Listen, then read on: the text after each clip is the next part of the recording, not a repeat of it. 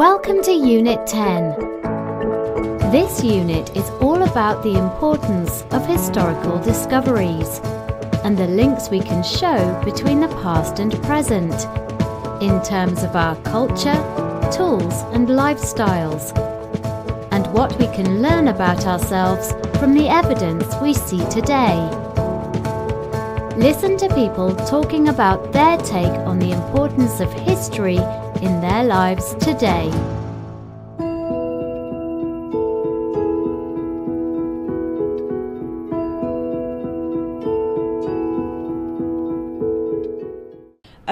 I know quite a lot about the history of the place I grew up.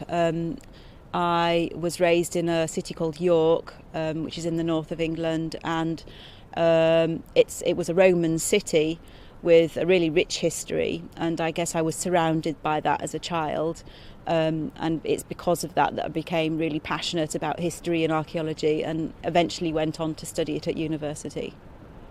I grew up in a small village in the south of Scotland, which doesn't have an incredibly rich history. However, a local historian did write a book about it, and I read that as a teenager, and I thought it was really interesting, especially since it mentioned a lot of place names and even street names that I was really familiar with.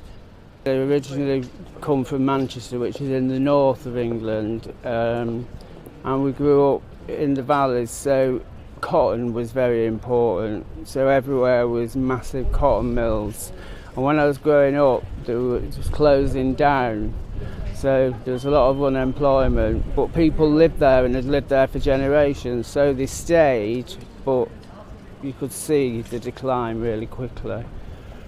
Well, where I grew up learning about my Māori culture, I didn't learn about that at school. I learned about that from my adult family, and it's an oral history traditions that we learned as we grew up. Yeah, very important where we came from, who we are as a people. Local history. Well, I grew up in Highgate in London, and I suppose there was quite a lot of local history there because it's a very old village. It was still very much a village then. When we first moved there, it even had cobbled streets, so, lovely old buildings. I come from a very small town, and we always learned about it in school, and my grandparents had grown up in that same town, so I hear a lot of the stories from them too, which is a really different kind of history, so it's really interesting to learn it that way too. Interestingly, we learned a lot about the Second World War, but now that we live in Berlin, it's very still very alive, the separation of Berlin, and so this history, funnily, is not really, or has not really been taught in school, as far as I remember. So that's a bit strange, or sad at least, because now it's really interesting to get to know so much history of Berlin now that we live there.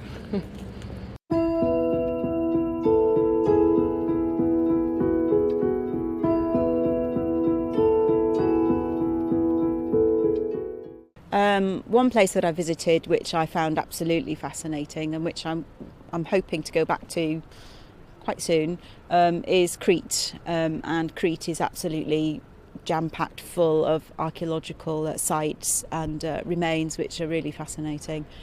And I really enjoy actually visiting places like that and establishing connections, I guess, between the present and the past.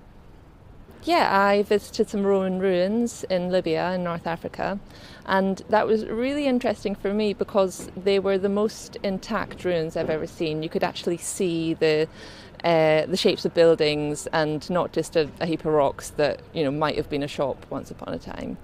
And you could still see all the old surfaces like the marble and the sort of bricks underneath, and that was really interesting for me because it made it seem a lot more real.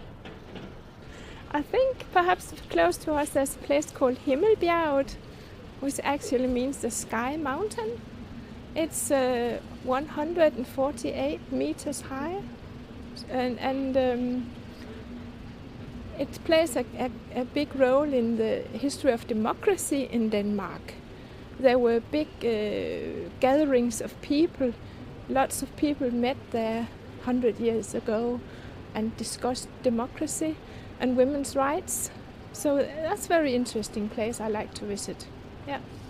Well, I'm an artist, a sculptor, and so visiting Italy for me has been, it's the most wonderful place. I absolutely love it.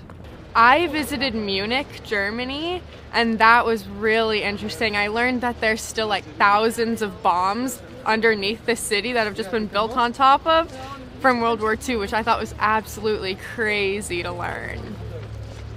Yeah, I was, when I was traveling during that time, Angkor Wat in Cambodia was really present, is a present memory that I have that connected me really physically as well to the past, where I could really perceive how that must have been living in that area, and yeah, that was really impressive.